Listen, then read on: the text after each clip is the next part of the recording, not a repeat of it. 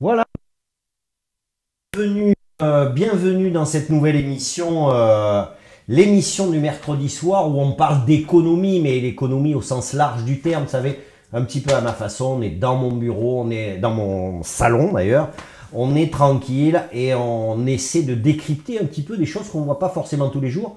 On en profite également pour poser des questions à des personnes qui font les choses et qui nous éclairent un petit peu sur ce qui nous entoure. Ce soir, c'est Benjamin Colli. Comment ça va bien, Benjamin? Ça va, très bien, merci. Benjamin Colli qui a monté donc les 4 étages sans ascenseur, je le dis parce qu'on ne se rend pas compte des efforts des invités chaque mercredi, mais il l'a fait avec beaucoup de souplesse, hein, je vous le dis, il a été très souple, il fait de l'exercice. Voilà. Benjamin Colli, co-directeur de la CRES, hein, tu me l'as fait remarquer tout à l'heure, la Chambre régionale d'économie sociale et solidaire. Donc avec toi, on va voir un petit peu ce qu'est cette instance et de quoi on parle en général quand on parle d'économie sociale et solidaire.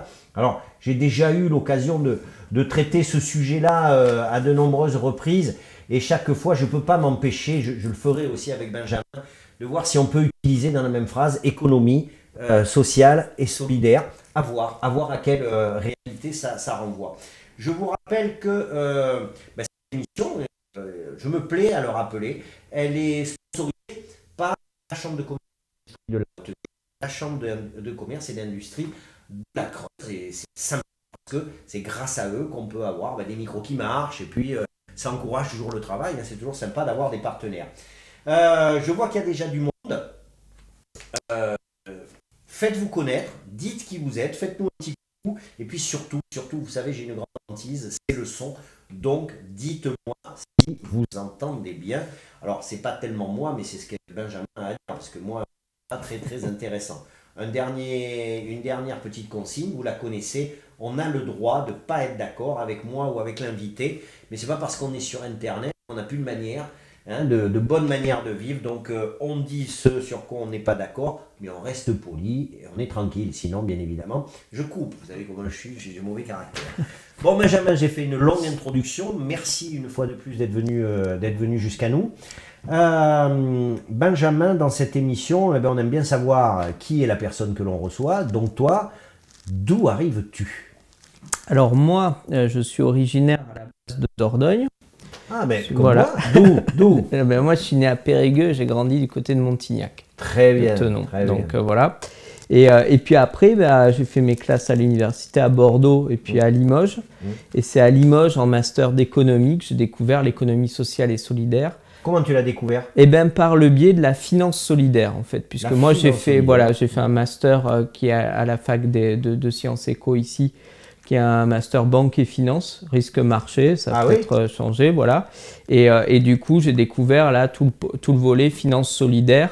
Et puis avec des mouvements à l'époque, donc on est dans les années 2000, avec des mouvements comme Attaque, etc., qui s'intéressent à la financer autrement, etc., et avec tout un pan qui s'ouvrait autour de la finance solidaire.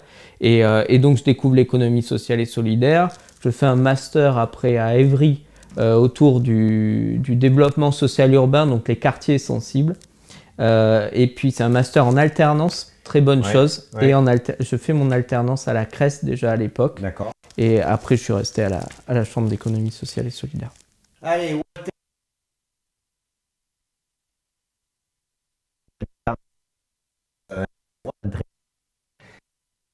Notamment de radio. Et puis, un peu la même philosophie avec Walter. On aime bien que nos invités prennent le temps. Walter, ça serait genre.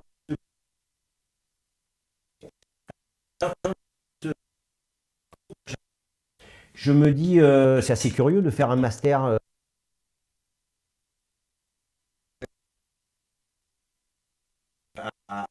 à la finance solidaire. C'est quoi?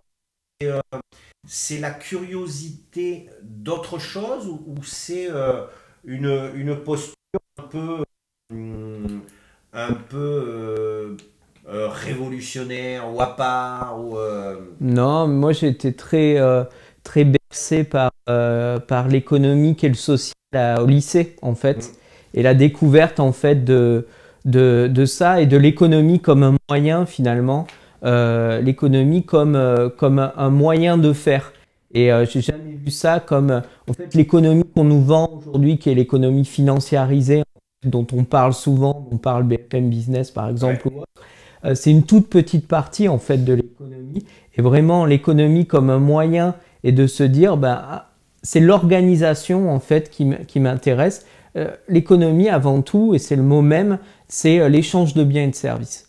Personne n'a dit c'est l'échange de biens et de services en se faisant le plus de profit possible. Si, ça c'est un certain versant de la théorie économique qui est très récente dans l'histoire de l'économie, c'est Friedman, etc. C'est voilà, les néolibéraux. Mais après, il y a plein de manières d'organiser, et moi c'est ça qui m'intéresse. C'est l'économie au service de l'organisation de la société. Bon Walter, alors tu me dis que ça saccade, le son, ça coupe. Alors ce qu'on va faire, c'est ce que tu vas faire, c'est que tu vas juste enlever. Regarde, non, juste comme ça. On va essayer, voir comme ça. Ça, tu vas juste le mettre comme ça. Et puis on va voir. Normalement, le son fonctionne. On va voir. Écoute, Walter, tu sauras me dire. Très bien, donc un parcours donc avec de fortes bases théoriques, alors des convictions aussi, mais de fortes bases théoriques, des diplômes. Concrètement et simplement au départ, quand on parle d'économie sociale et solidaire, de quoi on parle? Parce que on voit bien à peu près le principe que tu vas nous rappeler, mais c'est les économies sociales et solidaires. Il y a des tonnes de choses qui existent sous ce grand chapeau. C'est ça. Ça a évolué en fait en fonction du temps, et je me réfère souvent à ça. C'est rare qu'on parle, il faut comprendre l'histoire en fait économique, et notamment l'histoire économique, elle est intéressante à comprendre en Limousin. En fait, l'économie sociale et solidaire, son premier chapeau en fait c'est la solidarité. La solidarité dans le fait de comment on s'organise entre êtres humains en fait pour créer quelque chose, pour essayer de faire des choses ensemble concrètement. Et en fait, c'est très important puisque l'économie sociale et solidaire à la base, si on prend, alors je ne vais pas revenir à toute la base, mais c'est le début en fait du 19e siècle, c'est l'économie sociale et solidaire, c'est des corporations qui se mettent ensemble pour se protéger, pour mutualiser, pour s'associer, pour coopérer. C'est vraiment ça. Un des exemples moi, que je prends qui est assez simple, c'est l'agriculture en France, comment elle s'est structurée. Au début du 19e siècle, en fait, les agriculteurs ont des problèmes liés à la santé, par exemple, liés à des difficultés sur les récoltes, etc. Et ils vont créer des caisses de communauté. Ces caisses de communauté, en fait, notamment pour protéger sur les aléas de la santé, c'est les ancêtres des mutuelles. Ça va devenir des sociétés mutuelles. Donc, c'est ces mouvements de solidarité qui vont imprégner toute la société. Ça va partir de corps ouvriers, de corps dans l'industrie, de corporations dans l'agriculture, etc. On va créer ça, donc des sociétés de secours mutuels. L'agriculture, c'est le meilleur exemple, parce qu'eux, ils sont allés au bout de la chose. Ils vont se regrouper et créer des coopératives pour mutualiser le matériel, pour vendre leurs produits. Ils vont se dire, on se met ensemble, etc. Et on va aussi travailler sur les aléas, etc. pour se protéger. Et ça, c'est important. C'est la première base de l'économie sociale. Alors, avec l'agriculture, on peut le comprendre. On peut le comprendre notamment sur des gros investissements, par exemple des grosses machines. C'est vrai que les coopératives, et puis il y a d'autres formes économiques de mise en commun permettent d'acquérir du gros matériel et puis de se le prêter. C'est très bien. Est-ce que, en quelque part quand même, ce principe de faire ensemble, de mutualiser, de se protéger, va pas à l'encontre de cette économie de marché dont on a l'habitude? Et de fait, est-ce qu'on parle bien de la même chose? Alors sur le fond, on doit quand même bien parler de la même chose, mais cette mise en commun est-elle aussi naturelle que ça? Non, mais ça demande bien sûr des efforts, du travail en commun, du travail ensemble. On dit souvent la maxime tout seul on va plus vite, ensemble on va plus loin. Et du coup, c'est vraiment réel, et c'est encore plus réel aujourd'hui. On voit que c'est pas forcément naturel. Par contre, si nous, on travaille beaucoup aussi autour de la sensibilisation à l'économie sociale, à l'éducation auprès des jeunes publics, on voit que très facilement, et c'est le cas aussi de l'éducation populaire, on peut faire travailler des gens ensemble, très jeunes en fait, et que c'est pas en fait, on nous vend en fait l'homo economicus libéral qui doit se faire tout seul, etc. Non, on a quand même des réflexes assez forts du faire ensemble. Mais c'est un effort de tous les jours d'essayer de travailler ensemble. Alors, moi, je vais être un peu... on va prendre peut-être l'émission dans le désordre, mais je vais être un peu provocateur parce que je voudrais qu'on aille un peu plus loin que ça. Au travers de ce que tu dis, on a un peu l'impression, par moment, que... j'ai l'impression qu'on parle de médecine d'un côté et de médecine douce de l'autre. Et dans le champ de l'économie, on a l'économie normale et l'économie sociale et solidaire. Est-ce que... alors déjà, par moment, puisqu'il y a cette association, salut Mario, cette association d'économie, de social et solidaire, on a un peu l'impression qu'économie est là, mais que ça n'a pas vraiment beaucoup de sens. Alors que, il faut quand même aussi le dire, même si ça peut être porté par un mode de pensée, un mode de faire, il y a une vraie logique économique derrière tout ça. Oui, tout à fait. On est d'accord. Oui. Ça ne se résume pas à une façon de penser ou à une façon d'être. Non, par contre... On le verra avec les différentes sortes de structures qui appartiennent, qui relèvent de l'économie sociale et solidaire. Mais c'est pas un gros mot de parler d'économie et d'argent et de profit quand on parle d'économie sociale et solidaire. Non, non, bien sûr. Pour faire des choses, il faut des moyens. Aujourd'hui, on a trouvé depuis longtemps que c'était la monnaie qui nous permettait d'échanger. C'est comme ça, voilà, on peut s'en désoler comme s'en réjouir. Je ne vais pas faire un cours sur la monnaie, il y a des gens qui sont beaucoup plus... mes amis de la banque. Oui, voilà, c'est ça. Mais du coup, ça c'est important, se dire, bon, la monnaie qui nous sert d'échange. Là où la philosophie est intéressante, c'est-à-dire, on va entreprendre pourquoi? Dans l'économie, on nous dit, l'entrepreneur, il est là pour maximiser du profit, d'accord? Sous contrainte. Ok, sauf que en fait, il y a des entreprises qui se disent non mais nous notre but c'est pas de maximiser du profit forcément, nous notre but c'est de rendre service à un plus grand nombre sous contrainte de faire du profit, d'accord? Donc on inverse les choses et ça c'est intéressant. C'est-à-dire qu'on va se dire notre contrainte, en effet, il faut que notre structure elle fonctionne, que notre structure, et pour que notre structure elle fonctionne, il faut qu'il y ait de l'argent pour rémunérer les gens, pour rémunérer l'investissement. Voilà, on va investir, on va faire dans le capital, dans l'humain, etc. Mais ça, c'est au service d'un projet collectif. Et c'est ça qui est intéressant. Et c'est ça qu'on dit avant tout, c'est pourquoi vous voulez entreprendre en fait. Nous, c'est les questions qu'on pose. Et il y a des gens qui vont me dire, moi, je veux entreprendre, voilà... pour faire de l'argent assez vite, etc. Et ça se respecte. Et ça se respecte, mais du coup, c'est pas l'économie sociale. Et il y a des gens qui vont dire, nous, on veut entreprendre, on est ensemble. Nous, ce qui nous intéresse, c'est, voilà, on a besoin de se regrouper, comme tu disais, comme ils ont fait à l'époque, on veut le faire maintenant, etc. Pour ouvrir un supermarché parce qu'on est des agriculteurs, on veut faire du circuit court, parce qu'on est des consommateurs, on veut avoir accès aux produits locaux, on veut s'unir, etc. Et là, l'économie sociale, elle est faite pour ça. Et il y a beaucoup de choses. Mais oui, c'est pas un vilain mot de dire l'économie. D'ailleurs, dans beaucoup de secteurs, c'est des structures d'économie sociale et solidaire qui sont leaders. On y viendra. Déjà, si Benjamin il est là, c'est que c'est déjà un début de la réponse, c'est que l'économie sociale et solidaire a sa place dans l'environnement. C'est pas une utopie, c'est pas une hérésie, c'est pas un gros mot, ça a sa place. Je vois qu'il y a encore des gens qui arrivent. Merci de vous faire connaître et de me dire si vous entendez. Si vous entendez pas bien, me le dites pas, ça me brise le cœur à chaque fois. Mais quand même, faites quelque chose. On a bien compris l'approche collective, morale, citoyenne de l'économie sociale et solidaire. Quels sont, dans une société comme celle qu'on vit aujourd'hui, par exemple, les avantages d'une telle économie, d'une telle approche? Eh bien, il y a plusieurs avantages pour un territoire. Nous, on l'a vu, et je parlais de Limoges, du Limousin, de l'histoire, etc.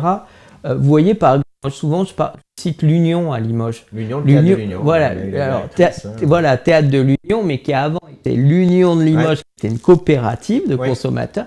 Et quand je parle de ça, les gens en conférence ou autre, et les gens qui ont connu, il y a une flamme qui s'allume dans leurs yeux, qui dit « Ah mais je me souviens, en effet, nous on allait au Ciné Union, on faisait nos courses, on avait des bons, etc. On avait accès à des biens en fait à travers la coopérative de consommateurs. » Donc oui, ben, ça offre beaucoup d'avantages déjà de proximité, en fait, d'économie de proximité, du faire ensemble, de rassembler, etc. Ça a une plus-value aujourd'hui qui est très importante, c'est aussi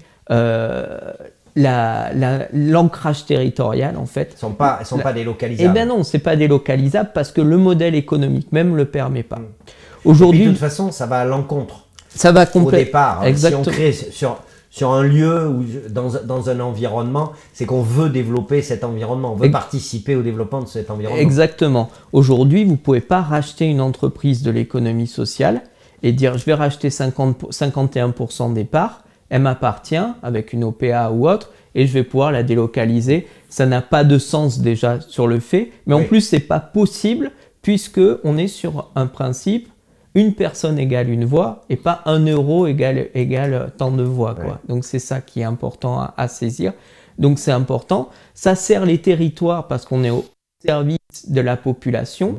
Et puis, le gros avantage aussi, c'est qu'aujourd'hui, vous avez des zones rurales, mais pas que, où l'économie, on va dire, traditionnelle, elle ne peut pas aller parce que quand on est dans la recherche de profit ou quoi, c'est compliqué de sortir justement beaucoup de marge ou autre, où les collectivités et l'État ne va plus non plus, hein, c'est tout ce que connaît le service public depuis un moment et qu'on voit apparaître aussi pendant cette crise sanitaire, et où là l'économie sociale est une solution alternative justement pour remplir beaucoup de besoins en fait aujourd'hui qui ne sont pas offerts sur ces territoires-là. C'est aussi une façon effectivement d'envisager l'économie sur du long terme, alors qu'aujourd'hui c'est un peu paradoxal, hein, on est plutôt sur une course assez rapide vers le profit, vers la rentabilité immédiate. Là, comme c'est pas ce qui est recherché immédiatement, on mise sur le long terme. Ben, c'est ça forcément, puisque vous avez une pression en fait. J'avais rencontré un directeur qui est aujourd'hui directeur d'une coopérative artisanale et qui sert des plombiers en fait, et qui me disait ça change du tout au tout parce qu'avant il travaillait dans une boîte qui vendait en fait, donc les clients c'était les professionnels de la plomberie, donc qui vendaient en fait du matériel, et on a été racheté par des Américains, etc., et qui nous disaient il faut sortir 7-10% à l'année, etc., pour payer les dividendes, etc. Et il me dit, là, en fait, les clients, c'est les propriétaires de l'entreprise, les plombiers sont propriétaires de la coopérative, et donc on est en service du collectif. Et il dit, ça change complètement tout. Ça change complètement l'approche. Voilà. Et du coup, on est sur une approche, en effet, plus long-termiste, et c'est vraiment aujourd'hui important, et ça redonne le sens à l'économie. Autre chose, c'est que aussi, moi, cette approche court-termiste, etc., je crois qu'en fait, elle est compliquée dans un monde aujourd'hui qui a une transition écologique à faire, etc. Pour faire cette approche court-termiste de l'économie libérale, on est obligé de sacrifier l'homme et son environnement. C'est compliqué de faire autrement. Ouais, mais est-ce que l'homme ne s'en contente pas? Ben ça, c'est un débat.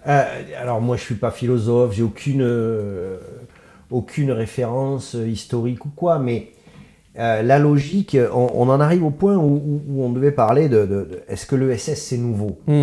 Donc j'imagine que tu as plein d'exemples pour me montrer que non, c'est pas nouveau. Mais même si c'est pas nouveau, aujourd'hui, qu'est-ce qui fait, à part la nature humaine, que ce concept qui est vieux comme le monde et qui peut sembler tout à fait naturel ne se soit pas imposé par rapport à notre système capitaliste? Pourquoi? À part l'homme qui décide de faire ce choix-là. Oui, mais c'est ça, c'est l'homme, c'est aussi des politiques publiques aussi tournées aujourd'hui vers, et depuis les années 70 sur une économie libérale, voire ultra-libérale, où on a vendu quelque chose en disant euh, si tout le monde est à fond, chacun va s'en sortir, etc. Ce qu'on voit, en fait, c'est que ça a laissé beaucoup de gens sur le côté, quoi. Mais on a favorisé cette économie, on a mondialisé aussi l'économie en disant, plutôt que tout le monde réussisse ensemble, on va faire en sorte qu'on ait quelques-uns qui réussissent et par ruissellement, c'est pas moi qui l'ai inventé, ça va bénéficier à la société. On voit que c'est beaucoup plus compliqué que ça et que ça fonctionne pas forcément là-dessus. Et aujourd'hui, il faut comprendre que l'économie, c'est de la politique et c'est des choix politiques qui sont faits. On est d'accord. Voilà. Donc, il y a moyen aujourd'hui d'orienter les choses vers d'autres modèles. Alors, il y a moyen à partir du moment où l'être humain le veut. Exactement. L'être humain, parce qu'il y a les politiques, mais oui. On n'est pas non plus tous décérébrés, non. Et on a moyen d'agir sur notre environnement. Exactement. Donc à un moment donné, voilà, c'est la nature humaine. On peut décider de faire des choses seul, et puis on peut décider de les faire ensemble parce qu'on y trouve l'intérêt. On va voir où en est l'ESS aujourd'hui. Alors c'est une question que j'aurais tendance à poser régulièrement parce que j'ai l'impression que l'image de l'économie sociale et solidaire, elle évolue avec le temps et je ne suis pas sûr qu'elle évolue de façon très positive. C'est-à-dire que il y a un particularisme, si on le compare avec l'économie normale, il y a un particularisme de l'économie sociale et solidaire dans son fonctionnement, dans ses valeurs. Et à la fois, j'ai l'impression que l'économie sociale et solidaire aurait intérêt à trouver, à avoir peut-être une autre image, mais ne veut pas non plus se débarrasser de ses valeurs premières. On va voir là, par exemple, quand aujourd'hui concrètement, on va donner des exemples. Qu'est-ce que l'économie sociale et solidaire? C'est quel type d'entreprise ça recoupe, ça regroupe, etc. Et va se poser une fois de plus derrière la question. Premièrement, est-ce que l'économie sociale et solidaire peut se suffire à elle-même d'un point de vue économique ou pas? Parce qu'on va voir que, par exemple, tu as tout le pan, un pan de l'insertion professionnelle qui est un socle de travail, voilà. Mais est-ce que c'est rentable? Est-ce que c'est pas rentable? Est-ce que ça doit l'être? Est-ce que ça doit pas l'être? Etc. Et puis, il y a tout le reste. Tout le reste des entreprises qu'on n'imagine pas pour certains, que sont les scopes, les SKIC, etc., qui ont un fonctionnement finalement assez traditionnel. Voilà. Bon, alors aujourd'hui, l'ESS, alors je ne suis pas trop chiffre, mais on peut avoir un ordre d'idée de ce que génère l'ESS en France aujourd'hui. Quel est le poids de l'ESS? Là, je ne te parle pas des valeurs humaines ou quoi, voilà. Aujourd'hui, l'économie sociale, nous on le mesure en termes d'emploi parce que c'est quelque chose qui est parlant, c'est 12% de l'emploi total. C'est énorme. C'est énorme. C'est énorme. C'est le cas en Nouvelle-Aquitaine et dans certains territoires, c'est plus important encore, quoi. On a certains territoires ruraux en Limousin où c'est un emploi sur 3 privé qui est de l'économie sociale et solidaire. Donc ça veut dire qu'un salarié privé sur 3 travaille dans l'économie sociale et solidaire. Ce que je n'ai pas dit au début, c'est que l'économie sociale, c'est bien des entreprises privées. Hein. Oui, on n'est pas que dans l'associatif. Voilà. On peut avoir vite l'idée qu'on n'est que dans l'associatif. C'est ça. Donc, comme tu disais, il y a des mutuelles, il y a des coopératives, etc. qui génèrent un certain nombre d'emplois et un certain nombre d'argent également. Nous, on ne le mesure pas en termes de PIB sur l'économie sociale et solidaire, mais c'est vrai que ça génère un certain nombre d'effets positifs aujourd'hui en termes économiques, quoi. En termes d'ouverture d'établissements, etc. C'est quelque chose qu'on retrouve beaucoup. Je cite souvent l'exemple, par exemple, je dis en milieu rural, je dis, c'est quoi les banques, par exemple, qui sont autour de vous? Donc on retrouve la Poste, d'accord? Crédit Agricole, on va avoir du crédit mutuel, caisse d'épargne souvent. On retrouve pas trop de HSBC, on retrouve pas, voilà. Mais ça, c'est pourquoi en fait? C'est parce qu'aujourd'hui, vous avez la Poste, ok, c'est une banque, c'est une ancienne banque. Bon, il y a des choses qui ont bougé, etc. Mais la banque postale reste quand même assez publique, avec la banque des territoires, la Caisse des dépôts, groupe Caisse des dépôts qui soutient derrière. Mais après, vous avez des banques coopératives, en fait, quoi. Pourquoi, en fait, c'est des banques coopératives qu'on retrouve là? Parce qu'elles sont sous modèle coopératif. Et que si elles n'étaient pas sous modèle coopératif, parce qu'en fait, elles génèrent pas assez de profit, clairement. Aujourd'hui, on a des agences bancaires qui génèrent pas assez de profit pour être, et même qui en génèrent pas, en fait, mais qui tiennent parce qu'il y a des sociétaires, il y a des gens du terrain qui disent non, mais nous, on veut notre agence ici, on veut servir les territoires. Ça, c'est des exemples intéressants, un peu à contre-courant. Et après, en effet, est-ce que ça se suffit à lui-même? Aujourd'hui, comme tu l'as dit, il y a des coopératives, il y a des mutuelles. Moi, je cite ces exemples volontiers parce que du coup, souvent on dit l'économie sociale, ils sont sous perfusion, etc. Oui. C'est compliqué, ça, etc. Si à un moment donné, les gens continuent de penser ça, ouais, ça veut dire qu'on leur a pas envoyé une autre information. Non, c'est ça. Pas assez. Hein. C'est ça, c'est ça. Et donc, non, il y a des modèles qui marchent vraiment. On rappelle aussi que les associations, il y a beaucoup d'associations qui ne vivent pas de subventions, qui sont sur des prestations, certes à des collectivités, mais qui sont prestataires. Voilà, exactement.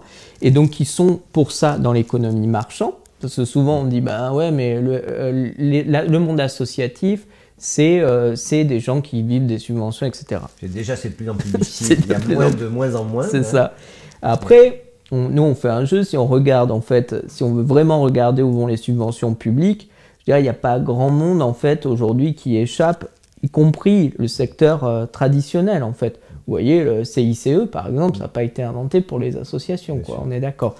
Mais après, il faut aider tout le monde et c'est normal. Là, je ne vais pas revenir sur la redistribution, etc. Par contre, ces associations, quand on dit un modèle économique fragile, tu le citais pour l'insertion, par exemple, c'est aussi voir la plus-value que ça amène à la société. Et c'est pour ça que je parle d'économie comme véhicule d'organisation de la société des biens et services. Aujourd'hui, si on a des structures d'insertion, c'est bien parce qu'elles permettent aujourd'hui, et les aides qu'elles reçoivent, elles permettent en fait de remettre des gens dans le système et d'être plus efficaces, on va dire, entre guillemets, pour après pouvoir travailler, pour après s'épanouir, s'émanciper, etc. Les associations, aujourd'hui, moi c'est ce que je dis, c'est un vrai vecteur d'attractivité pour les territoires. Regardons les territoires aujourd'hui qui ont plus d'associations de sportifs, qui ont plus d'associations culturelles, etc. Mais comment vous attirez les gens?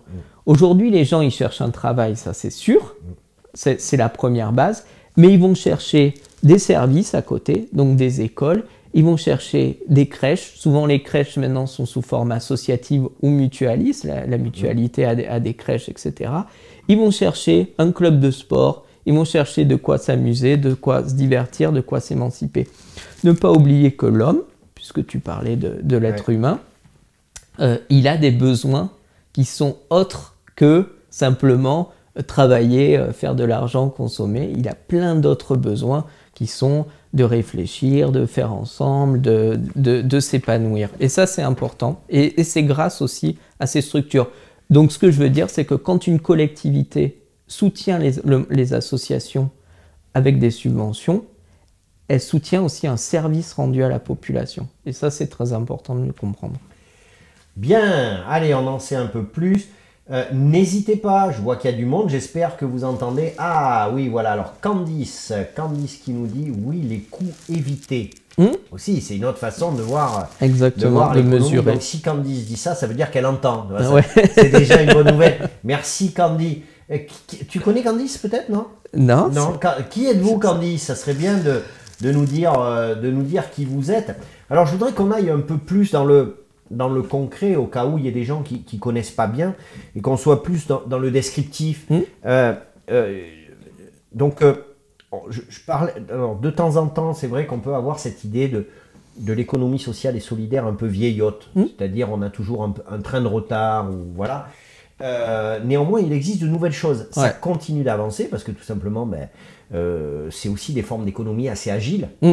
Ça aussi, c'est important dans les périodes qu'on a passées là. On en a parlé un petit peu tout à l'heure, mais on va parler des tiers-lieux, par exemple. Alors, en quoi les tiers-lieux, c'est une avancée? Déjà, qu'est-ce que c'est? et en quoi c'est une avancée par rapport à cette économie sociale et solidaire? En quoi ça concourt à l'économie sociale et solidaire? Ben, les tiers-lieux, dans leur manière, la plupart des tiers-lieux qu'on va retrouver, justement, ça va être des lieux collectifs, quoi, qui remettent le collectif et qui offrent un service à la population. Et qui offrent pas qu'un service, qui offrent des services. Et notamment, c'est pour ça qu'on retrouve beaucoup de tiers-lieux. Donc je rappelle, un tiers-lieu, c'est un lieu déjà physique qui est placé souvent au centre du bourg ou voilà, donc qui est quand même physiquement placé. On est là aussi sur une logique de redynamisation. Hein, c'est ça, c'est ça. De l'espace. Exactement. Ouais. Donc c'est se placer au cœur du bourg, du village. Et c'est d'offrir à la population en fait tout un tas de services et c'est de permettre aux gens de s'approprier le lieu. Donc dans un tiers-lieu en fait c'est un lieu qui est un lieu de passage et aussi d'ancrage.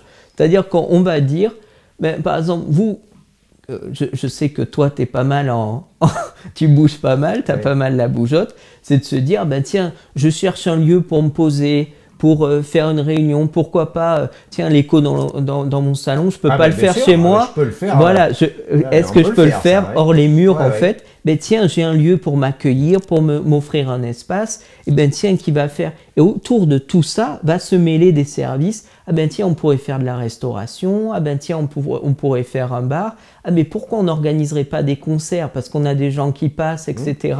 Et donc c'est proposer un lieu en fait. Et en disant aux gens, mais c'est à vous de vous l'approprier et de vous créer en fait ce que vous voulez y voir dedans.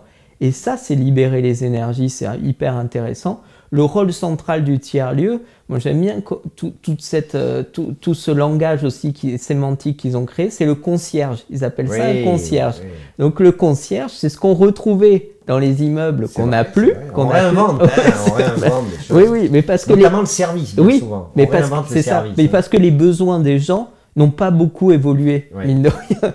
On veut nous vendre. On est sur un principe de balancier. L'être humain est inconstant dans la durée. C'est ça. Mais les besoins se retrouvent. Et donc, tu as cette personne-là, et c'est important, tout le monde cherche son concierge idéal. Il y a même des formations pour être concierge de tiers-lieu. Et qui est la personne qui va organiser le lieu en fonction des besoins, qui va être là, etc.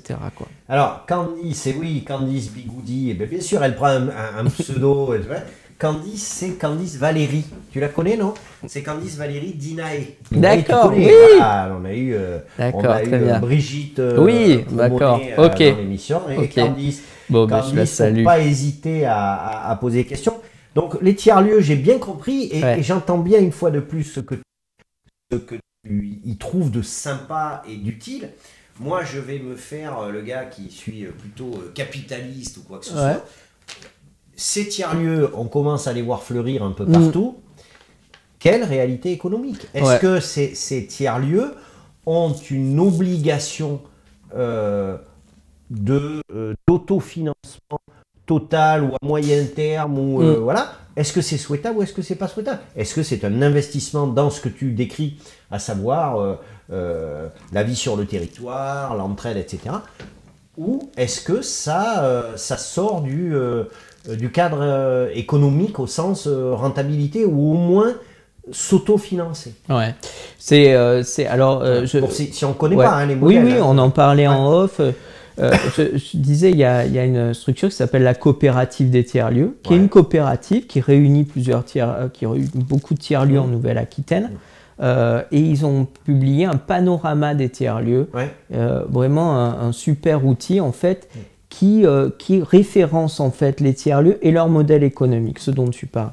Et c'est intéressant de voir, c'est ce que je dis, en fonction de la localité, de la personne aussi, du concierge, du collectif aussi autour de ce tiers-lieu, les personnes qui s'investissent, le tiers-lieu va prendre différentes formes.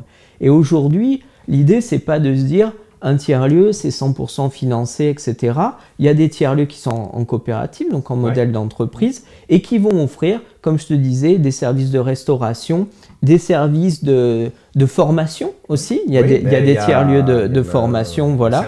Voilà, c'est ça, l'escalier à Saint-Léo, qui vont offrir aussi Tu vois, le temps de vivre à Aix-sur-Vienne, Oui, et ça va être une librairie qui vont offrir des espaces de coworking, des bureaux éphémères ou Donc, plus ou ils moins. peuvent reposer sur un modèle économique. C'est ça. Ça n'est pas simplement un modèle Non, sociétal. non, c'est ça qui est important. Après, on demande aussi du service public. Ça, il faut que ça soit valorisé. C'est comme mes clubs de sport, etc. Bien sûr. Il faut que ça... Et il y en a aussi qui sont aidés aussi par la CAF, puisqu'ils sont EVS, établissement de vie sociale. D'accord. Donc du coup, la CAF reconnaît en eux un espace de vie sociale, etc. Et avec aussi des modalités là plus tournées vers des publics plus éloignés en fait, des pratiques numériques par exemple, ou des pratiques sociales, etc. Oui, mais après c'est toujours cet équilibre effectivement, et tu as raison, faut le décrypter entre le côté financier qui est incontournable de toute façon, sinon ça n'a pas de sens, sinon ça devient étatique. C'est ça. Voilà. C'est ça. Et ce qu'on n'a pas trop l'habitude de mesurer ni de comptabiliser, c'est effectivement cette notion de service et de service rendu à la collectivité qui a un poids mais qu'on ne mesure pas comme avec une calculette. Ouais, on peut le faire mais après coup. C'est voilà. Pas, hein, c'est un peu ça. Alors il y a aussi autre chose qui, là aussi je vais me faire l'avocat du diable, quand tu parles de nouvelles dynamiques, c'est notamment tout ce qui est autour des circuits courts. Alors moi qui commence à être vieillissant, ces histoires de circuits courts, alors je vois, j'ai été rencontré donc des producteurs, des artisans, des machins et tout. J'ai un peu de mal, mais parce que je vieillis mal, à m'imaginer qu'on n'est pas du tout dans une logique de mode. Voilà, je le reconnais, je me dis, il y a du monde pour ça, il y a un véritable intérêt, mais là aussi, quand je fais un peu le tour, alors les circuits courts, il y a une vraie logique, un vrai intérêt, mais je me dis que le consommateur, puisqu'on parle du consommateur, est très éclaté. Il prend un petit truc là, et donc en fait, une fois de plus, mais, je m'excuse si c'est un gros mot, mais économiquement, je me dis chacun des acteurs doit avoir du mal à s'y retrouver et donc à continuer à porter son positionnement. Après, sur la logique, ça touche quelque chose de précieux qui est l'alimentation. Ah oui, ça c'est précieux. En France. Non, mais notamment en France, où on a un rapport particulier aussi autour de ces questions-là, au-delà. Donc aussi, c'est une philosophie à acquérir. Alors, sur l'alimentation, il y a des logiques qui sont très différentes. Il y a des logiques de consommateurs, d'accord ? Il y a des logiques de producteurs. Tout le monde cherche la même chose en fait. Le producteur à vendre plus cher ou à des coûts qui permettent de le couvrir et le consommateur à acheter moins cher. Voilà, on était dans ces logiques-là. Maintenant, il s'est passé aussi qu'on cherche la qualité du produit et on cherche un équilibre territorial également.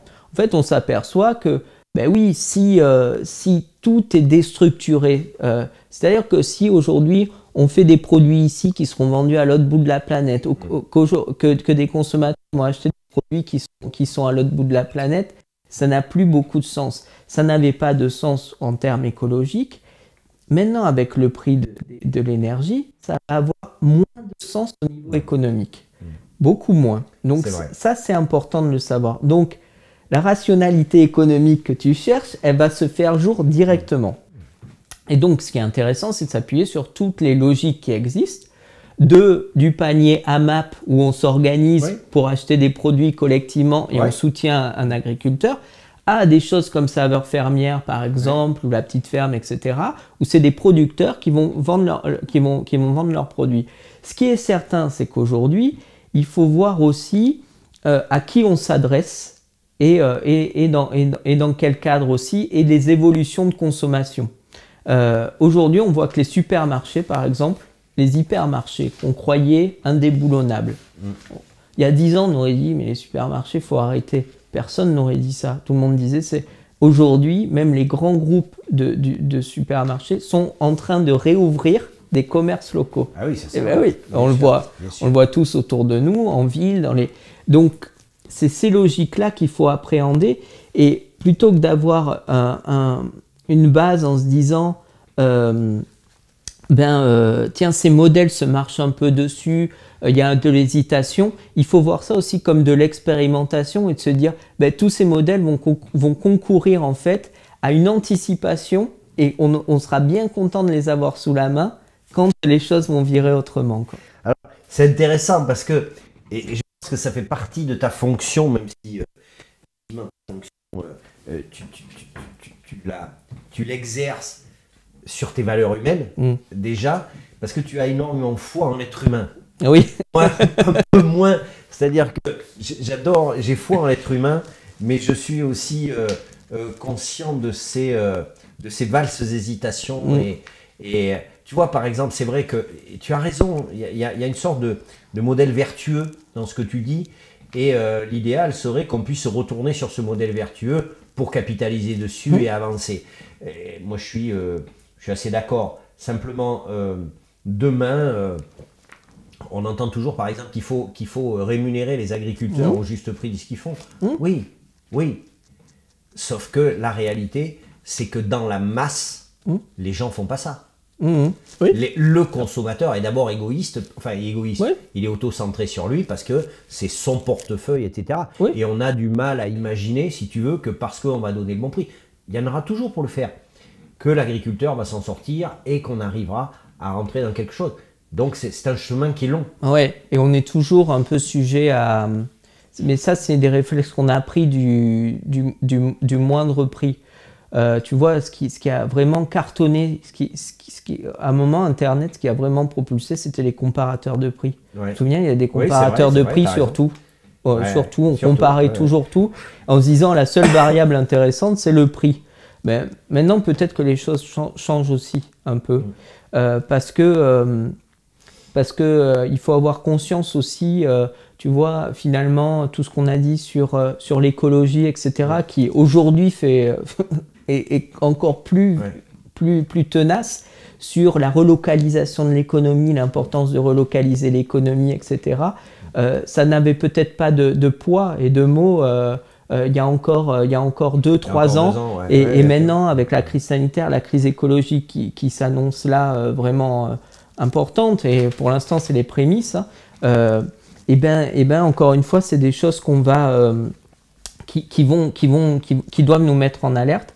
Moi, ce que je vois aussi, alors pour être moins pessimiste que toi, même si je comprends l'être humain, il n'y a pas de souci, et moi-même, ça m'arrive de ne pas être vertueux. Je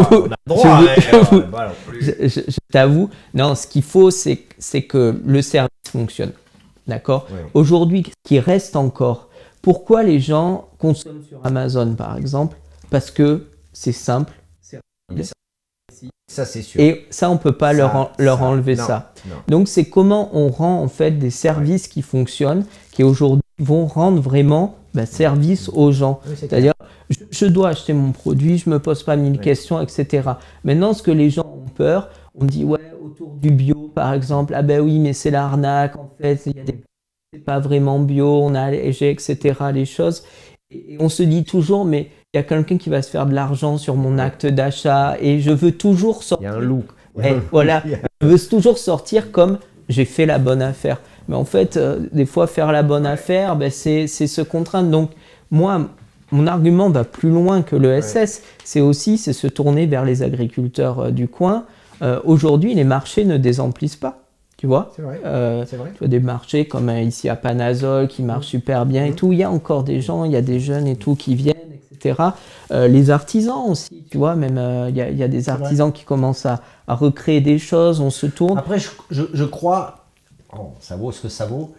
Oui, à Candice, égoïste est un peu fort et confère le RSA. Oui, c'est moi qui ai dû dire égoïste, mais j'utilise pas toujours les bons mots. Après, moi, ce que je crois vraiment, c'est que la notion de proximité et de service prend de la valeur de plus en plus. Parce qu'on est allé tellement loin dans... aujourd'hui, tu téléphones sur une plateforme, personne ne te répond, tu sais pas, voilà. Qu'aujourd'hui, je pense que les gens sont prêts à mettre un peu plus d'argent sur un service qui existe pour de vrai et encore plus en localité, en proximité. Bon, voilà. Après, le reste, j'ai pas d'avis. On a vu ces structures qui sont un peu particulières, on a vu les circuits courts, etc. Moi, je voulais qu'on parle aussi des SCIC, des scopes éventuellement, des choses comme ça. Alors, je te cache pas, j'ai toujours eu un peu de mal à comprendre, mais sans forcément rentrer dans les détails, c'est peut-être aller dire que un certain nombre de structures existent aujourd'hui. Elles fonctionnent comme une entreprise traditionnelle. Moi, je suis allé chez un fabricant de fenêtres, de portes, voilà. Donc, tu rentres dans l'entreprise.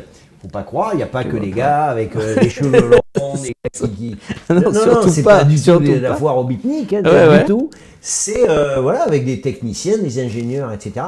Sauf que le mode de gouvernance et de gestion est différent. Mais de l'extérieur, et même en fonctionnement, c'est une entreprise plus traditionnelle. Je dis ça parce que on va aborder à un moment donné, et si quelqu'un commence à se poser des questions, vous pouvez déjà poser des questions, c'est qu'il faut aussi qu'on présente l'ESS sous une modalité d'entrepreneuriat. C'est ça, exactement. Donc là, on va parler d'une entreprise qui ne nécessite pas forcément d'avoir, à part le sens du partage, de la redistribution et de l'équité, de l'égalité, ce sont des entreprises tout à fait traditionnelles. Est-ce que tu peux nous expliquer un peu ce que c'est que ces entreprises? Oui, alors là, tu parles des SIC. C'est intéressant que tu fasses le parallèle avec les scopes, puisque c'est une famille étendue. C'est une famille étendue. Qui sont des sociétés coopératives et participatives. La scope, comment ça fonctionne? Tu citais un exemple, je vois de quelle entreprise on parle. Après, il y a le fonctionnement, en fait, c'est ce que tu dis. Ça ne dépend, en fait, c'est ce qui se passe à l'intérieur de la boîte et la gouvernance. Mais souvent, on ne s'intéresse pas quand on va acheter. Quand on va acheter un produit. Quand tu vas à la Fnac ou c'est ça. Tu sais qu'il y a un boss en quelque part. Tu vois qui est dans les rayons. Le reste, tu sais pas. Et donc là, c'est en interne. En effet, la scope, en fait, son principe, c'est que c'est les salariés qui vont être propriétaires de l'entreprise, d'accord? Au lieu que ça soit des actions, c'est ce qu'on appelle des parts sociales. Donc, ils peuvent en avoir 10, 100 ou une. Ils ont toujours la même voix au chapitre au sein des instances de gouvernance. Ça, c'est important. Et l'argent qui est produit, il part donc en partie dans la caisse des sociétaires, donc des ouvriers, d'accord? À la fin de l'année, on se distribue une partie de ce qu'on appellerait des dividendes dans une économie. Et il y a une obligation, c'est que la majorité va aller dans les caisses de l'entreprise et servir de matelas. Exactement.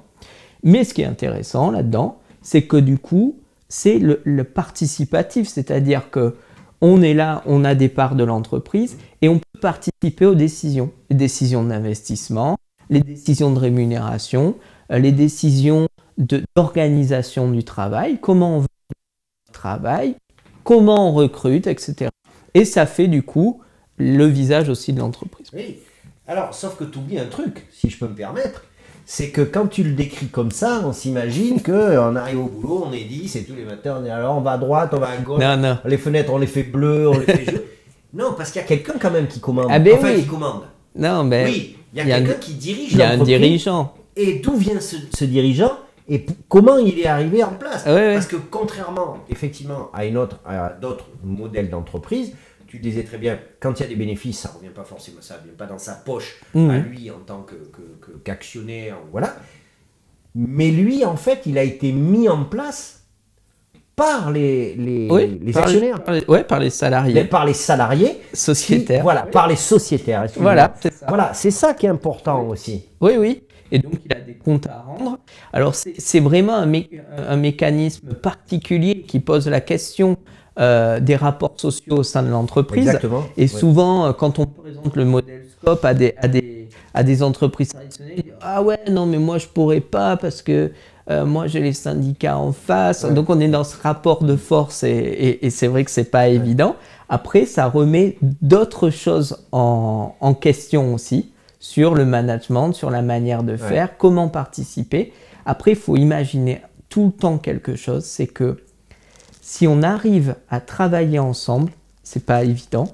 Il y a des règles, il y a des formations pour ça, pour manager collectivement, etc. Eh bien, on est toujours mieux à 10 ou 15 cerveaux et de pouvoir entendre le gars qui est aussi bien à l'usinage ou quoi que le cadre qui s'occupe de la RH ou de la compta avec une même voix, etc., à prendre des décisions collectives, quand on y arrive, c'est toujours mieux que soi-même tout seul dans son coin à se dire on pilote, etc., avec tous les doutes et toutes les difficultés aussi qu'il peut y avoir, aussi pour un manager dans une entreprise traditionnelle qu'on n'imagine pas. Mais c'est vrai que porter le poids ensemble de toute une entreprise, de rendre des comptes à des actionnaires, c'est aussi compliqué. Et en effet, le cadre Scope offre aussi d'autres obligations pour le manager. Alors, il y a aussi, on parle d'image, je maintiens peut-être à tort que l'économie sociale et solidaire, à un moment donné, moi je pense, souffre un peu de clarté dans son exposition. Moi, par exemple, tu me parles de Scope. Je me dis, pour suivre un peu l'actualité économique, souvent on parle de ça. Une entreprise se casse et qui est comprise par ses employés. Et alors, bon, c'est super. Mais du coup, les gens qui ne savent pas, ils se disent ça sert à ça. Ouais, tout à fait. Et c'est un côté, je trouve, un peu désuet. C'est un côté un peu, c'est-à-dire que, un peu comme l'insertion. C'est-à-dire qu'en fait, un dispositif qui prend sa source sur l'échec. C'est particulier quand même, non? Enfin, alors, je pousse un peu. Oui. Mais je vois ce que tu veux dire. Alors, déjà, on peut créer une ex nihilo. C'est ce que on peut la créer. Parce que c'est un désir de départ. On désire. On se dit, ah ben tiens, la manière dont on fonctionne et dont on veut fonctionner, on va partir là-dessus, parce que si on commence à mettre un rapport de force en fonction du capital qu'on met, etc., c'est compliqué. Et aussi par la volonté de préserver son entreprise de rachat ou autre, etc. En tout cas, un des axes forts pour vouloir créer une Scope, c'est déjà penser collectif. Voilà, c'est ça. On est d'accord, c'est ça. Sans ça, c'est pas la peine. Non, exactement. Et après, ce que tu dis, c'est vrai, on a des reprises à la barre du tribunal. Ce que tu dis, voilà, on dit, et souvent c'est en dernier recours. Oui, c'est vrai. C'est-à-dire, on cherche des repreneurs, on est prêt même à chercher des repreneurs. Parce que c'est pas facile non plus. Non, mais c'est pas évident. Voilà, c'est ça. Le salarié, il est d'abord salarié. Mes Mais même, quand tu lui même dis, pour lui, c'est même pas si ensemble on devient patron, c'est pas pareil. Moi, j'en ai beaucoup rencontré dans mes reportages de création d'entreprise. Et beaucoup te disent c'est pas facile de quitter les habits de salarié, parce que mine de rien c'est un statut, et c'est un statut quelque part qui te protège. Et même si tu partages la responsabilité de la gestion de l'entreprise, tu l'as quand même. Oui, tout à fait, c'est pas évident.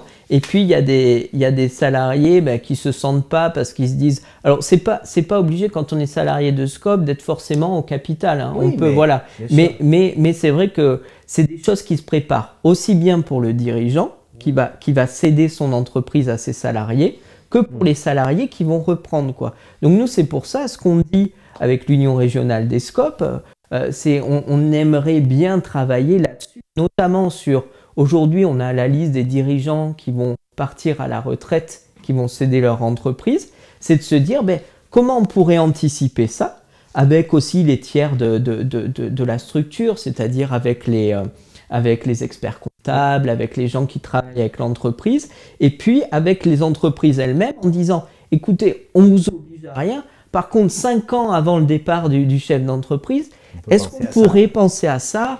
On essaye de travailler autour de ce concept-là pour que ça rentre, pour se dire, tiens, et lever les doutes, parce que c'est sûr que c'est pas à la barre du tribunal, quand vous êtes déjà bien dans le creux, que vous allez lever les doutes et dire allez-y, reprenez votre boîte et ça va marcher. Aucune décision, faut pas prendre. Donc anticiper les choses, informer, c'est très important.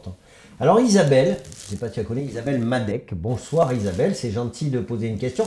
En plus, je regarde la pendule, mon vieux, on va y passer la nuit. Ah oui, discuter. Ah oui. On va pas le temps, on peut pas le temps passer.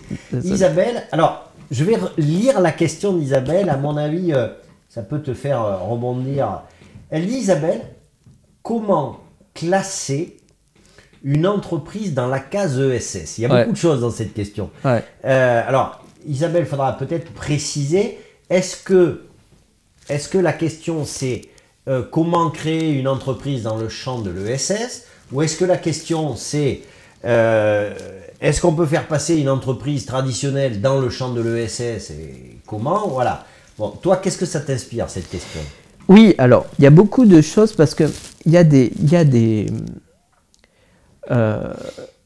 des gens qui ont des entreprises, en effet, et moi, je dis pas le contraire, qui vont me dire, ben oui, mais moi, ce que dit Benjamin, par exemple, ça me parle parce que moi aussi, je suis artisan ou agriculteur, je fais attention à mon territoire, je fais attention aux gens, j'essaye de travailler local. Dans la logique. Voilà, je suis dans cette logique-là. Alors, nous, on dit, très bien, c'est super, gardez ça, ou même qu'ils font une partie des excédents, je le mets pour soit mon entreprise, soit il y en a, ils font des actes de charitable aussi. Voilà, c'est ça, c'est ça. Mais pour être dans l'économie sociale et solidaire, en fait, il faut respecter un certain nombre de critères, en fait, qui sont inscrits dans la loi du 31 juillet 2014. Donc, vous allez sur Légifrance, loi 31 juillet 2014. Et il y a les critères qui sont énoncés, article 1 de la loi de l'économie. Donc, quand tu parles de critères, là, on est sur des critères statutaires, légaux, basiques. Voilà. C'est une gouvernance démocratique. D'accord. Donc, selon le principe, une personne égale une voix. Et c'est les excédents qui doivent être réinvestis en majorité dans l'entreprise. Et donc, non-lucrativité ou lucrativité limitée. Une entreprise en SAS ou SARL ou pas. Moi, j'ai une SA. Voilà.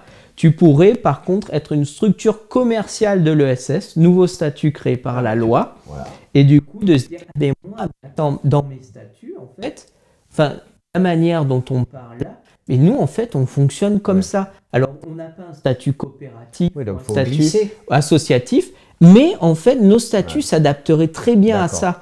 Et nous, on en a de plus en plus des structures qui sans transformer complètement le modèle, ils sont déjà dans la philosophie, dans la logique et dans le fonctionnement. C'est ça. Après, c'est une histoire statutaire de mise aux normes. Exactement. Et ça, c'est possible. Alors, Isabelle justement, donc me précisait, donc en parlant de l'ESS, est-ce son statut, son objet? Là, on est d'accord que l'objet, il peut exister même si on n'est pas dans l'économie sociale et solidaire. Par contre, effectivement, il y a une reconnaissance, il y a une justification statutaire qui repose sur plusieurs points. Et là, je crois que le plus simple, Isabelle, on a de la chance, on a Benjamin qui est là. Demain matin, c'est le site de la CRES. Non mais c'est ça, le site de la CRES. Nous contacter, on est là. On contacte la CRES et puis on dit voilà. Hier, j'ai regardé l'émission qui était super avec Bruno Gadrin. Non, j'ai regardé le truc et je me pose ma question parce que soit je veux créer, soit j'ai une entreprise et je souscris au fonctionnement de l'ESS. Comment je peux un peu faire migrer mon entreprise et puis voilà. Oui, ne pas hésiter en effet à nous contacter, même à la CRES. On a des bureaux à Limoges du coup, après on se déplace aussi. On est toujours ravis de rencontrer du monde. Il y a beaucoup de gens qui se posent des questions aussi et qui disent « Ah ben ouais, mais moi… » Et nous, on travaille aussi, alors c'est pour ça qu'on est en partenariat avec les consulaires. Nous, on travaille beaucoup avec ici l'asso interconsulaire de Vienne, tu vois, avec les consulaires, pour aussi travailler, amener du client dans tout ça. Peut-être que nous, on n'a pas les réponses, d'autres, etc. Mais ne pas hésiter. J'y pense d'ailleurs, est-ce que vous travaillez… Tu sais, il y a beaucoup de structures d'accompagnement à la création d'entreprises. Vous travaillez avec eux? Oui. Des choses qui… Oui. Nous, on pense peut-être pas forcément. Ouais, c'est ça. On travaille pour se faire connaître. On a créé un incubateur d'économie sociale et solidaire avec, dans la gouvernance, c'est des structures d'accompagnement de l'économie sociale et on s'appuie aussi sur des compétences autres en fait qu'on n'a pas à l'intérieur. On l'a construit avec BGE, avec l'asso interconsulaire qui font partie de la gouvernance. On a l'Union régionale des SCOP, on a France Active, on a Sésame Oxalis qui est une coopérative d'activité et d'emploi. Mathieu Tanti, voilà, c'est ça. Et donc du coup, on a créé un incubateur qui permet justement d'accompagner et qui est en lien avec les autres structures d'accompagnement pour dire, voilà, on a un projet, parce qu'en fait, ça répond aussi à un besoin, c'est que ces projets-là, ben, ils avaient du mal à être accompagnés ou les structures d'accompagnement n'avaient pas forcément toutes les cartes en main, parce que c'est des voilà, c'est ça. Voilà, et de dire, ben, aujourd'hui, il y a un incubateur qui est très bien. Voilà. Très bien. Et il y a un incubateur par département, je le dis parce que tu as une audience qui est plus large. Donc, 12 incubateurs par sur 12 incubateurs sur la Nouvelle-Aquitaine. Voilà. Vous avez, hein, si vous voulez aller plus loin, vous allez sur le site de la CRES, c'est très bien fait. On se rapproche un peu de la fin, donc si vous avez des questions, n'hésitez pas. Ça nous fait le lien un peu avec la CRES. Ça sert à quoi? Alors on imagine, il y a une sorte d'action fédératrice, j'imagine, une action de représentation aussi, j'imagine, une action de réflexion, hein, de faire remonter un peu tout ça. Toi, avec tes mots, c'est quoi la CRES aujourd'hui? Déjà, pourquoi une tête à 2 cerveaux? À 3 cerveaux. À 3 en plus. Ouais. Une 3 co-directeurs. Ouais, c'est ça. D'accord. C'est ça. C'est pas l'armée mexicaine pour autant. Mais mais après, tout le monde je me suis posé la question. Non, on s'est posé la question parce qu'on est. En fait, la CRES Nouvelle-Aquitaine, c'est la fusion des 3 CRES. Poitou-Charentes, Aquitaine, Limousin. Vous avez décidé de rien changer. Non, à l'époque, on a fusionné en fait et on s'est dit. On avait les directeurs déjà en place, une directrice en CRES Aquitaine, et on s'est dit quel est le meilleur modèle en fait. Et personne n'était trop chaud pour prendre la direction régionale en fait de cette structure-là. Pourquoi? Où c'est pas forcément facile toujours de se déplacer. Et du coup, de se dire c'est mieux si on veut être proche des territoires en fait. C'est mieux d'avoir comme ça 3 têtes pensantes. Ça nous soulage aussi, et on est dans la logique qu'on parlait de gouvernance collective. Ça nous soulage aussi en tant que sur les ressources humaines, sur le financier, etc. On peut se reposer les uns sur les autres, on n'est pas isolés. On a vu beaucoup, ça on en parlera si tu veux dans une émission, mais les effets de cette fusion de la région avec des burn-out, des dirigeants qui ont explosé, etc., des vies de famille mis en miettes par voilà, cette évolution, etc. Donc on a voulu se préserver et expérimenter aussi la gouvernance collective. Après, quand je t'écoute, je me dis que ça a toute sa cohérence puisque vous êtes sur une logique de proximité. C'est difficile de... Alors, il y a des organisations qui fonctionnent très bien, hein, d'un point de vue régional aussi, hein, c'est pas le problème. Mais votre plus-value vient de la connaissance des territoires et des initiatives des territoires, je pense. C'est ça, ouais. Donc ça a toute sa cohérence. Et de la nécessité de représenter en fait les acteurs, comme tu l'as dit, en fait, la CRES, c'est vraiment ça, c'est une tête de réseau, en fait, c'est une assemblée régionale des acteurs de l'économie sociale et solidaire, un ensemblier. C'est un lieu, en fait, où les structures qui sont dans l'économie sociale et solidaire statutairement, mais aussi qui partagent la philosophie que j'énumère depuis le début de l'émission, les gens qui se reconnaissent là-dedans se disent « Ah ben on va trouver un lieu où on va pouvoir débattre, où on va pouvoir échanger, on va pouvoir enfin remonter aussi nos spécificités auprès des collectivités, auprès des décideurs locaux, des décideurs économiques, trouver une place en fait sur l'échiquier pour dire « Attendez, nous aussi on existe, on a notre place en fait à côté des artisans, des commerçants, des agriculteurs, de l'industrie et on a des choses à faire valoir qui sont intéressantes et c'est intéressant de nous soutenir, de nous aider, etc. On a des choses à faire valoir, quoi. Alors aujourd'hui, ça sera mon avant-dernière question. Justement, comment les autorités, alors politiques, collectivités, etc., quels sont les rapports avec l'économie sociale et solidaire? Est-ce qu'on vous considère comme de véritables leviers de développement? Est-ce que on vous prend un petit peu pour faire, je dirais, peut-être ce que les autres ne veulent pas faire, mais qui en soi a aussi toute sa crédibilité? Comment ça se passe? Est-ce que vous êtes une variable d'ajustement?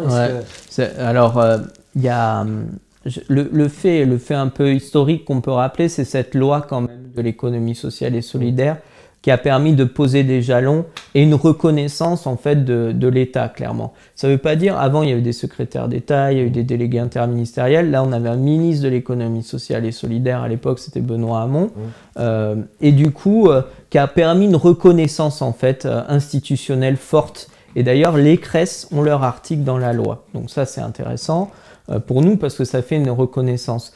Au-delà de ça, c'est comment après on s'en saisit au sein des territoires, qui est important. L'État, malgré le changement de présidence, a toujours eu en fait au sein de Bercy, et ça c'est important aussi, c'est ce qu'on a défendu au sein de Bercy, le ministère de l'économie, d'avoir quelqu'un qui s'occupe de l'économie sociale et solidaire. Donc aujourd'hui on a une secrétaire d'État, donc c'est quelque chose qui est reconnu, qui après est reconnu nous par la région Nouvelle-Aquitaine, la seule région où il y a une direction de l'économie sociale et solidaire dans les services, ça c'est intéressant.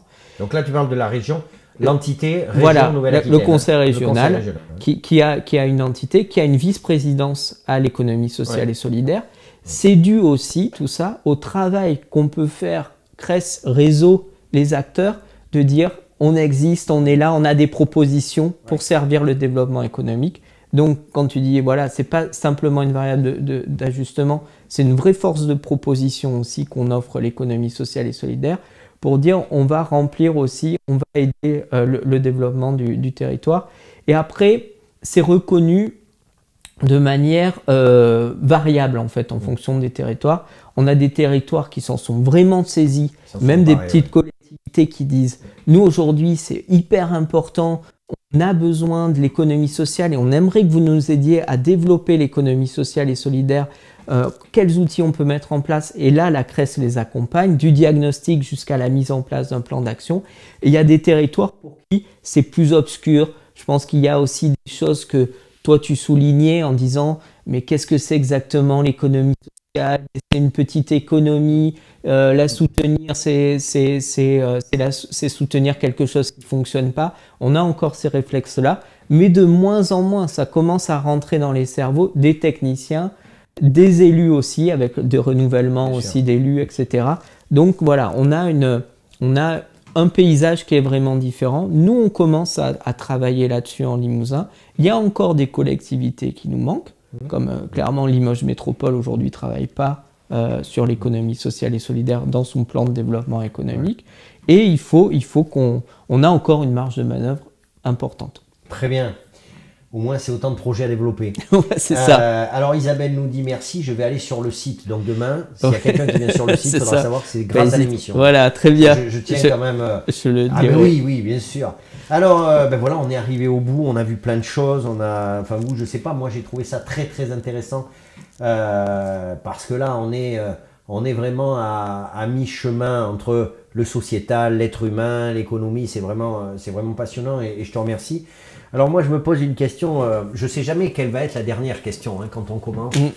Par contre, je me pose une question, puisque j'ai bien compris que quand tu as commencé tes études, tu étais brillant d'ailleurs, puisque pour faire toutes ces études-là, il fallait quand même avoir des capacités.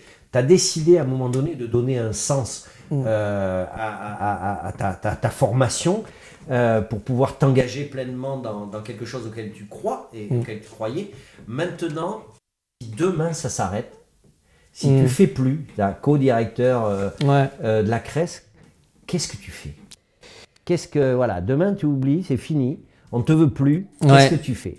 Je pense que je resterai quand même, j'irai là où ça peut servir en fait. Soit j'irai dans de la formation, d'accord, pour transmettre, pour aider les gens à faire, etc. et faire différemment. J'irai peut-être dans les collectivités pour aussi impulser. Mais à quel niveau, je ne sais pas. Ou sinon directement dans une entreprise de l'économie sociale et solidaire aussi. Que tu créerais toi Alors j'en ai créé une qui n'a pas fonctionné. Mais donc je ne vais pas vous donner.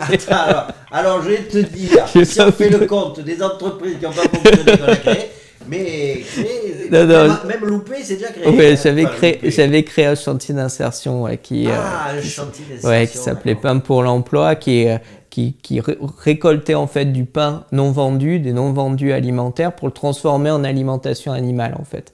On avait créé ça à Aix-sur-Vienne et ça n'a pas fonctionné parce que le modèle économique n'était pas assez établi, parce que il y a des choses qu'on n'avait pas perçues. Mais ça, c'est la vie d'entreprise et c'est pas grave. Il n'y a pas eu de casse au final sociale et ça, c'est important. C'est-à-dire que les gens ont été repris, etc. Soit par de la formation, ont été repris. On a arrêté, je pense, au bon moment. Mais c'est vrai que c'est une expérience qui est intéressante. Danger aussi. Moi aussi, j'avais une idée je voulais faire un chantier d'insertion en fait il y a longtemps et ça existe aujourd'hui. Je voulais travailler avec les maraîchers locaux pour faire de la transformation de légumes pour faire les repas dans les cantines avec des demandeurs d'emploi puisque c'était mon travail au début. Mais effectivement, il y a quelque chose qui sur cet ordre-là qui peut être un piège parfois, mais qui est aussi un piège dans l'économie, et je dirais dite traditionnelle, c'est que quand on commence à penser au sens, on n'envisage pas forcément la donnée économique, et il n'empêche quand même qu'effectivement, au moment où tu crées, et que dès que tu dois embaucher des gens ou quoi, tu es confronté à l'économique. Alors, l'économique, que ce soit en termes de rentabilité, soit en termes de soutien public ou quoi que ce soit, et c'est vrai qu'il ne faut pas se laisser aveugler par le sens, parce qu'on se rend compte que c'est pas viable, ça rend service à personne. Oui, exactement, voilà. c'est pas évident, et puis on travaille avec des personnes en insertion aussi, donc c'est une variable. Après, on a aidé des gens aussi, donc voilà. Et puis ça m'a fait gagner aussi en humilité, et voilà, et c'est le sens même aussi de la vie, tout simplement. C'est ça. Donc ce soir, on a fini avec le sens de la vie. Oui. Mais du coup, voilà. Donc pour ta question, tu ferais plus, mais tu resterais quand même. Je pense, ça serait compliqué d'aller sur vraiment notre secteur. Bien, mais Benjamin, merci beaucoup. Merci à toi. J'ai passé un très bon moment en ta compagnie. J'avoue que même si je connais un peu le domaine depuis longtemps, ça m'a fait du bien de remettre un peu les bases dans la tête, parce que bien souvent, moi le premier, je fais des raccourcis et voilà, ça fait du bien de savoir qu'il y a des gens qui croient, qui ont des arguments, ça tient la route, c'est cohérent et ça participe à ma culture. Merci beaucoup. Merci à toutes celles et ceux qui nous ont suivis. Si vous n'avez pas pu voir en entier, c'est pas grave. Dans 1h30, ce sera en replay. Et donc sur les réseaux sociaux, etc. N'hésitez pas à partager. La semaine prochaine, on fera un petit tour en Creuse sur un projet de développement avec quelqu'un, là aussi, qui a beaucoup de choses à dire. Pas du tout dans la même veine, quoique. Philippe Micard, qui fait partie de la CCI et qui est également le président de la CPME 23. Voilà, là aussi, on parlera de proximité parce que c'est important. Merci beaucoup Benjamin et à bientôt. Bon courage. À bientôt, au revoir. Allez, on lance le générique. Bye bye.